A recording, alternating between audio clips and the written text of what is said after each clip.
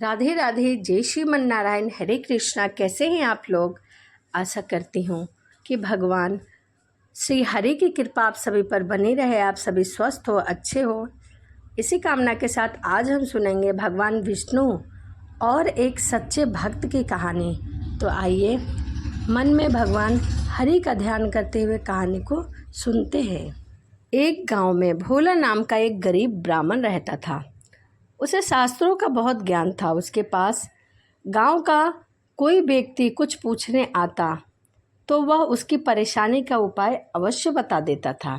एक दिन उसकी पत्नी सुधा ने कहा, सुनो जी, आप तो सबको उपाय बताते रहते हो, यह सब लोगों को मूर्ख बनाते हो, इन सब में कोई सच्चाई भी तो नहीं है। तभी भोला बोला कि तुम मेरी धर्म पत्नी होकर मेरी शिक्षा पर प्रश्न चिन्ह लगा रही हो। मेरी बात कभी झूठी नहीं होती। सुधा ने कहा, तो फिर अपने लिए कोई उपाय क्यों नहीं करते? तुम्हें अपने गरीबी के लिए क्या कोई उपाय नहीं दिखता? भोला बोला, अमीरी गरीबी की माया में तो श्री हरि जाने, लेकिन एक बात है, उन्होंने आज तक हमें भूखा सोने नहीं दिया। सुधा, एक दिन ऐसा भी आएगा कि गांव में आपको कोई नहीं पूछेगा, तब भूखा ही सोना पड़ेगा। इसी तरह भोला भगवान की भक्ति में लीन रहकर गुजर बसर कर रहा था। तभी एक दिन उसके पास एक सेठ जी आए और उनसे कहा, भोला, मेरे पास बहुत पैसा है, लेकिन सुख भोगने के लिए संतान नहीं है। मेरा क्या कसूर है जो मुझे संतान का सुख प्राप्त नहीं हुआ? मुझे संतान नहीं हुआ। सेठ जी, आपके पिछले जन्म के कर्मों के कारण आपके घर में संतान नहीं है। आप पिछले जन्म में एक शिकारी थे। आपने एक चिड़िया को मार दिया था। वह अपने बच्चों के लिए दाना लेने गई थी, जिससे उसके बच्चे भूख से तड़प तड़प कर मर गए। इसी कारण इस जन्म में आपको संतान सुख नहीं मिला है। आपके पिछले जन्म का ही कर्म है। सेठ जी बोले कि पंडित जी, कोई उपाय हो तो बताइए। भोला बोला, सेठ जी, जब आपके पाप कर्म समाप्त हो जाएंगे तो आपको यह सुख मिल सकता है। इसके लिए आपको इंतज़ार करना होगा। सेठ जी ने कहा, यदि ऐसा हुआ तो मैं आपका घर धन ध्यान से भर दूंगा, किंतु मेरे घर में संतान होने का उपाय बता दीजिए।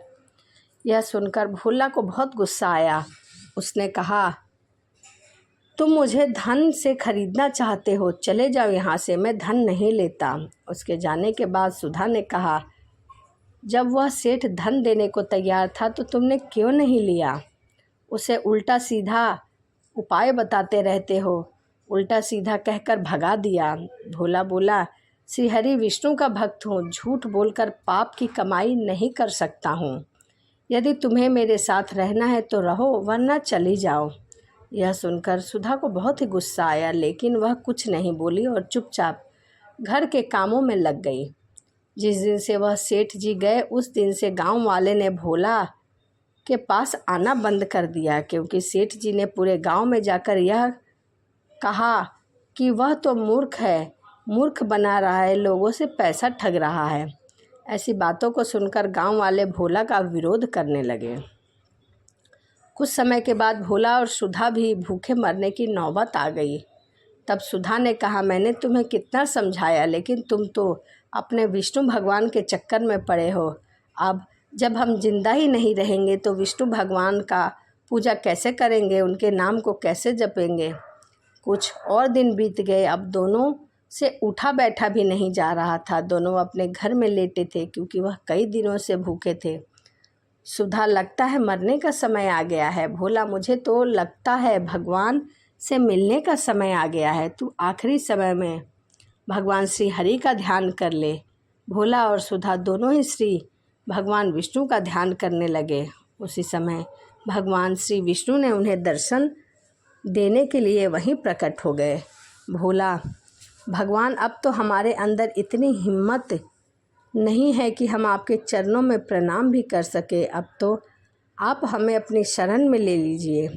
भगवान विष्णु ने कहा, तुम मेरे भक्त हो, जो बिना किसी लालच के मेरी भक्ति कर रहे हो। इसी कारण तुम्हें इसी संसार में रहकर और धर्म की और शिक्षा का प्रचार करना होगा, शिक्षा देनी होगी, तभी भगवान विष्णु की कृपा से भोला और शुद्धा दोनों पूर्ण रूप से ठीक हो जाते हैं। दोनों को भगवान विष्णु आशीर्वाद देते हैं। विष्णु जी, मेरी कृपा से तुम्हें अन्य धन की कभी कमी नहीं होगी। आज से तुम्हारा केवल मेरी भक्ति करना ही तुम्हारा परम कर्तव्य होगा।